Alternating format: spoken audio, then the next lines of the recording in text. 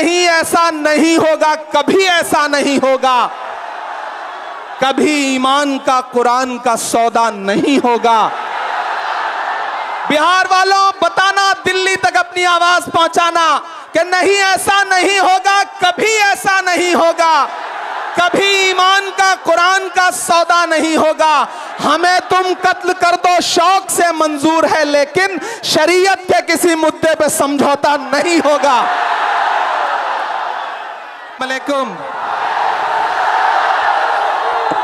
मेरी आंखों के सामने हजारों की तादाद में, लाखों की तादाद में, अब थोड़ी देर आप लोग बैठ जाएं, जितना इंतजाम आपने कर लिया आप थोड़ी देर बैठ जाएं। मुझे इनसे बात करने, मैं आपसे भी गुजारिश करूंगा थोड़ी देर। ये सैकड़ों किलोमीटर से आए हुए लोग धूप की शिद्दत में खड़े हैं, तो इनकी मौजूदगी को सलाम। मुझे पता है नया पाने की चाहत में पुराना छूट जाता है, नया पाने की चाहत में पुराना छूट जाता है। तुझे अपनाऊं तो मुझसे जमाना रूठ जाता है। मोहब्बत पढ़ने लिखने में बहुत आसान है, लेकिन मोहब्बत को निभाने में पसीना छूट जाता है। इमारत शरिया के एक बुलावे पर पूरे बिहार, पूरे बंगाल, पूरे उड़ीसा, पूरे झारखंड के कोने कोने से आए हुए अपने हमउम्र साथियों को, अपने बुजुर्गों को सलाम करता हूं। अगली थोड़ी देर आपसे मुखातिब रहना चाहता हूं। दिल्ली में बैठी हुई सरकार एक बिल लेकर के आई है, वक्फ अमेंडमेंट एक्ट। हम ही को कातिल कहेगी दुनिया, हमारा ही कत्लेआम होगा। हम ही को कातिल कहेगी दुनिया, हमारा ही कत्लेआम होगा। हम ही कुएं खोदते फिरेंगे, हम ही पे पानी हराम होगा। हमारे आबाओ अजदाद की दान की हुई जमीनें दिल्ली में बैठी हुई सरकार, दिल्ली का हाकिम लूट करके अपने धन्ना सेठ दोस्तों को देना चाहता है। इसलिए यह बिल लेकर के आया गया है। पूरे मुल्क में इस बिल के खिलाफ एहतजाज हो रहा है। देश की पार्लियामेंट में आपने देखा, हम सारे लोगों ने इस बिल के खिलाफ लगातार लड़ाई लड़ी, लेकिन नंबर उनके पास है, इसलिए यह बिल पास हो गया। अब लड़ाई सड़कों पर लड़नी है। देश की माननीय उच्चतम न्यायालय में, सुप्रीम कोर्ट में यह मुकदमा ऑलरेडी पेंडिंग है, और मुझे पूरा यकीन है कि हमारे देश की सुप्रीम कोर्ट इंसाफ जरूर करेगी। महान बादशाह सिकंदर ने जब यूनान फतेह किया तो जीत का जश्न मनाने के लिए वो शहर की सड़कों पर निकला, तो उसने देखा कि पूरा शहर जश्न मना रहा है, लेकिन एक फकीर इंसान सड़क के किनारे बेसुध होकर के सो रहा है। सिकंदर को गुस्सा आया। सिकंदर अपने घोड़े से उतरा और उस सोते हुए फकीर के पास पहुंच करके गुस्से में उसे जोर की एक लात मारी, और लात मार के कहा कि क्यों रे फकीर, मैंने शहर जीत लिया, शहर जश्न मना रहा है और तू सो रहा है। तो उस फकीर ने उन्नीदी आंखों से सिकंदर की तरफ देखा और देख करके कहा कि शहर फतेह करना बादशाहों का काम है, लेकिन लात मारना गधे का काम है। पिछले 11 साल में इस सरकार ने आवाम को सिर्फ और सिर्फ लात मारने का काम किया है, और अब ये बिल लेकर के आए हैं, और उन्हें लगता है कि आप खामोशी के साथ उनके हर जुल्म और सितम को बर्दाश्त कर लेंगे। हमें पता है नहीं करेंगे, नहीं करेंगे ना, नहीं करेंगे ना। आपकी यहां मौजूदगी इस बात की गवाह है।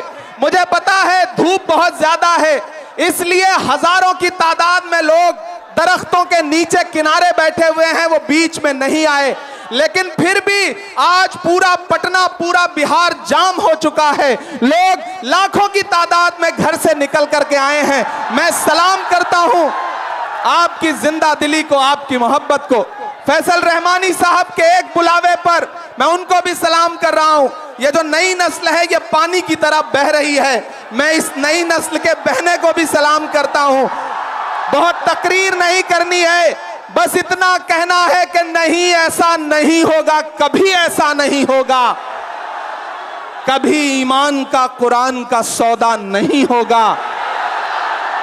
बिहार वालों, बताना, दिल्ली तक अपनी आवाज पहुंचाना कि नहीं, ऐसा नहीं होगा, कभी ऐसा नहीं होगा, कभी ईमान का कुरान का सौदा नहीं होगा। हमें तुम कत्ल कर दो शौक से मंजूर है, लेकिन शरीयत के किसी मुद्दे पे समझौता नहीं होगा। एक आखिरी बात आपसे कह रहा हूं साथियों, आप एक चीज जहन में बिठा के रखना कि अगर यह बिल लोकसभा में आया और इसकी हिमायत में अगर 250 से ज्यादा वोट पड़े, 288 वोट पड़े, तो इस बिल की मुखालफत में लोकसभा में 232 वोट पड़े।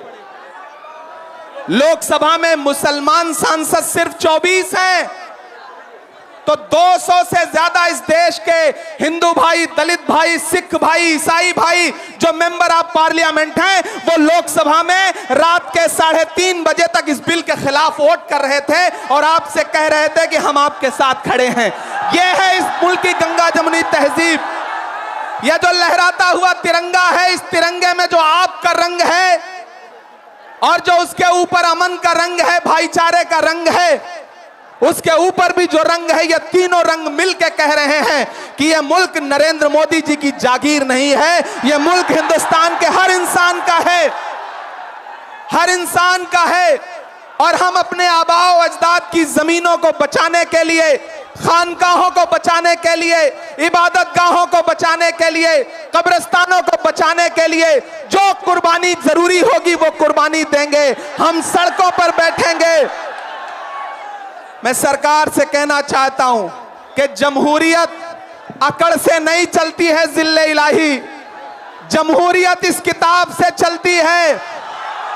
यह जो संविधान है जिसे डॉक्टर बाबा साहब अंबेडकर ने अपने खून पसीने से लिखा था, इस किताब से मुल्क चलेगा, किसी की अकड़ और जिद से नहीं चलेगा। नरेंद्र मोदी जी, आपको यह समझना पड़ेगा कि आप हमारी हिमायत में जो बिल लेके आए हैं, हमें पता है वो हमारी हिमायत नहीं बल्कि हमें बर्बादी का सामान लेकर के आए हैं। आपकी साजिश हम समझते हैं, आपकी मंशा हम समझते हैं और हम इस बिल के खिलाफ खड़े हैं। आज यहाँ पटना के ऐतिहासिक गांधी मैदान में बस इतना कह के जा रहा हूं, वक्त बहुत कम है, बोलने वाले बहुत ज्यादा हैं।